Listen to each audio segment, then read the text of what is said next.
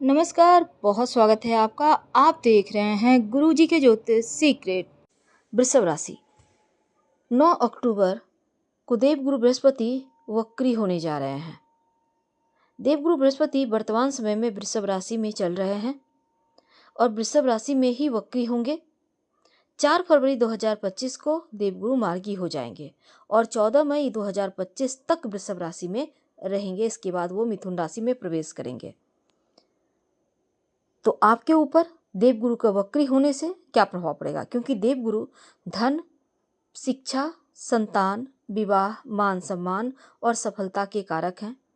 देवगुरु बृहस्पति कैसा भी परिवर्तन करें पर लाइफ पर इसका असर जरूर पड़ता है।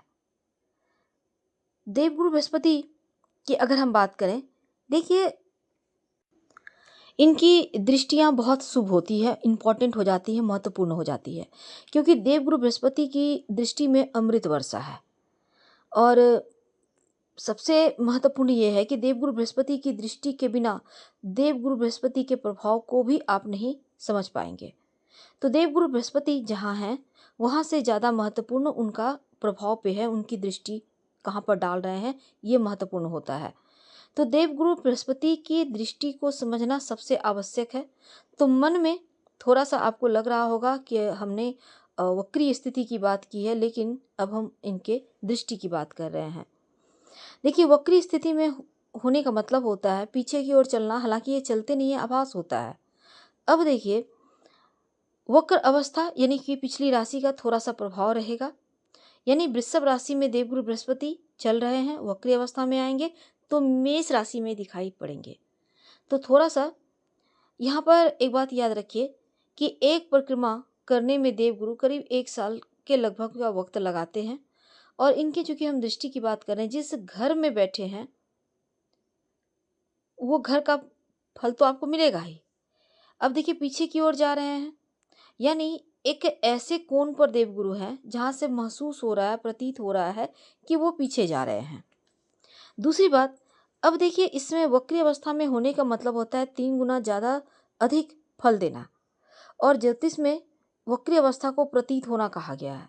देवगुरु बृहस्पति के पास 3 दृष्टि है, जहाँ से वो बैठेंगे वहाँ से 5वीं दृष्टि, 7वीं दृष्टि और 9वीं दृष्टि डालेंगे, जिसको अमृत की दृष्टि कहा जाता है, क्योंकि अमृत का वास होता है। अब देवगुरु बृहस्पति वृषभ राशि में चल रहे हैं और वृषभ राशि शुक्र की राशि है। देवगुरु बृहस्पति शुक्र के शत्रु हैं। अब ऐसे में देवगुरु बृहस्पति अब शत्रु के घर में है, लेकिन जैसे ही वक्री होंगे तो मेष राशि के ऊपर का थोड़ा प्रभाव चलेगा। तो अब यहाँ पर बृहस्पति, वृषभ राशि वालों, आपके लिए देवगुरु बृहस्पति आपके प्रथम भाव में बैठे हैं। तो वक्री अवस्था में जैसे ही आएंगे, देवगुरु बृहस्पति आपके लिए अष्टम भाव के भी स्वामी होते हैं। और देवगुरु बृहस्पति आपके लिए देखा जाए तो लाभ भाव यानी कि छठे से छठा होने के कारण यहाँ पर देखिए क्या होगा ना, कि आपके लिए कोई कारक ग्रह नहीं है देवगुरु, लेकिन देवगुरु का आपकी राशि पर होना कुछ मामलों में अच्छा है, लेकिन कुछ मामलों में थोड़ा गड़बड़। तो कहाँ अच्छा है, कहाँ गड़बड़ है, यही आज हम जानेंगे विस्तार से। सबसे पहले तो ये प्रेडिक्शन चंद्र राशि पर आधारित है। तो देवगुरु बृहस्पति जब आपके पहले भाव में बैठेंगे, बहुत हद तक आपका व्यक्तित्व में उतार चढ़ाव लाएंगे। और कभी कभी आपको लगेगा कि हर समस्या का समाधान आपको खुद से निकालना होगा। कभी कभी लगेगा कोई ऐसी शक्ति है जो आपको साथ दे रही है, आपका मदद कर रही है, आपके सारे काम बनते चले जा रहे हैं, आपके मन की इच्छाएं पूरी होती चली जा रही है। यानी अगर आपको धन की मुश्किल आई तो कहीं ना कहीं से धन की व्यवस्था हो जाएगी। स्वास्थ्य की मुश्किल आई तो कैसे न कैसे आपका स्वास्थ्य भी अच्छा हो जाएगा, कहीं से कोई व्यवस्था हो जाएगी यहाँ पर। तो कहने का मतलब, आपके सुरक्षा तो आपका होगा ही, साथ ही भ्रम की जो स्थिति थी वो यहाँ पर थोड़ा सा मुश्किल में डालेगा। कभी कभी मन करेगा खूब पूजा पाठ करें, कभी कभी मन करेगा सब कुछ छोड़ छाड़ के भाग जाए। यानी यहाँ पर भ्रम जो है वही थोड़ा आपको कठिनाई दे रहा है। और स्वास्थ्य के मामलों में थोड़ा सा सतर्क रहिएगा, अपना आत्मविश्लेषण कीजिए और जरूरी जो भी आपके अंदर कमी है उसको दूर करने का प्रयास कीजिए। अपनी खूबियों को बढ़ाइए, पॉजिटिव एनर्जी बनाए रखिए, तब जाकर चीज़ों को आप बढ़िया तरीके से अपने पक्ष में कर पाएंगे। अब यहाँ पर देखिए, खूब व्यर्थ का बेवजह विवाद, झगड़ा, लड़ाई, दूसरे के झमेले में पड़ना, इन सभी चीज़ों से दूर रहें। खुश रहें, खुशियों को बिखेरें, ये बहुत आवश्यक है। अगर आप नौकरी करते हैं, आप बिजनेस करते हैं, आप जो भी कार्य करेंगे, जो भी परिश्रम करेंगे, उसका फल मिलेगा। लेकिन प्रमोशन के लिए अगर आप प्रयास करें, थोड़ा धैर्य रखिएगा और आकस्मिक रूप से प्रमोशन की सूचना आपको मिल सकती है फरवरी 2025 के मध्य। अब जो व्यापारी भाई हैं, आपको भी हल्की-फुल्की मुश्किलों को छोड़ दिया जाए तो बड़ा दिक्कत नहीं है।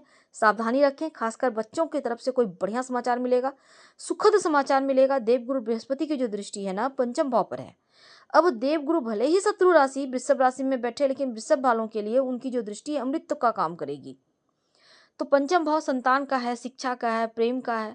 संतान की तरफ से खुशखबरी मिलेगा, संतान प्राप्ति के योग बनेंगे, संतान की तरफ से लाभ मिलेगा, संतान को उनके क्षेत्र में तरक्की होगी।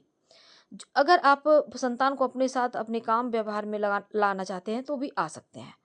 अब देखिए, इस समय अगर किसी के साथ आप व्यापार करना चाहते हैं तो भी समय अनुकूल चलेगा, लेकिन संभल कर। हर किसी पर आंखें बंद कर भरोसा मत कीजिएगा, क्योंकि अभी अभी शनिदेव भी वक्री होकर राहु के नक्षत्र में पहुंचे हैं। तो ऐसे में अपनी तमाम बातों को राज रखिए, आत्मविश्वास को बनाए रखें।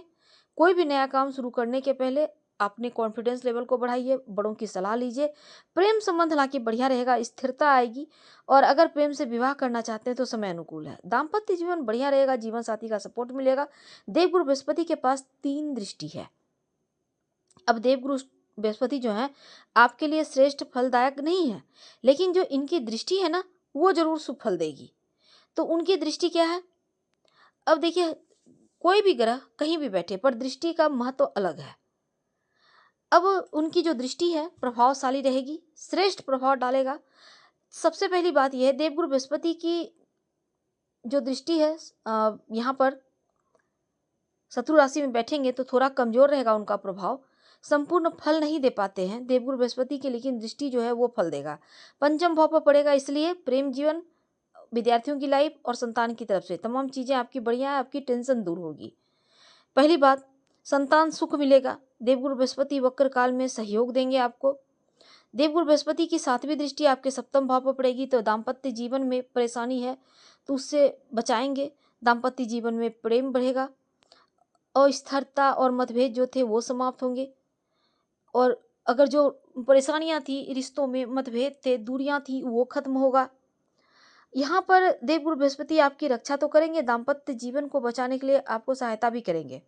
जो व्यापारी भाई हैं, व्यापार अगर आप पार्टनरशिप में करना चाहते हैं तो यहाँ पर परेशानी नहीं होगी, समय अनुकूल है। देवगुरु बृहस्पति की तीसरी दृष्टि आपके भाग्य स्थान पर है, तो यहाँ पर भाग्य भाव पर देवगुरु की दृष्टि रहने का मतलब है आप बहुत भाग्यवान। पिता का सपोर्ट मिलेगा। अगर आप किसी भी टेंशन मुसीबत में रहेंगे तो दैव योग से आपको कृपा मिलेगी, आपके हर कार्य बन जाएंगे, आप तरक्की करेंगे। और इस समय देवगुरु बृहस्पति की जो तीसरी दृष्टि है, आपको इसका फायदा उठाना चाहिए, लाभकारी है। अब देखिए, कौन से समय में आपके लिए ज़्यादा अच्छा वक्त है, पहले हम ये समझ लेते हैं।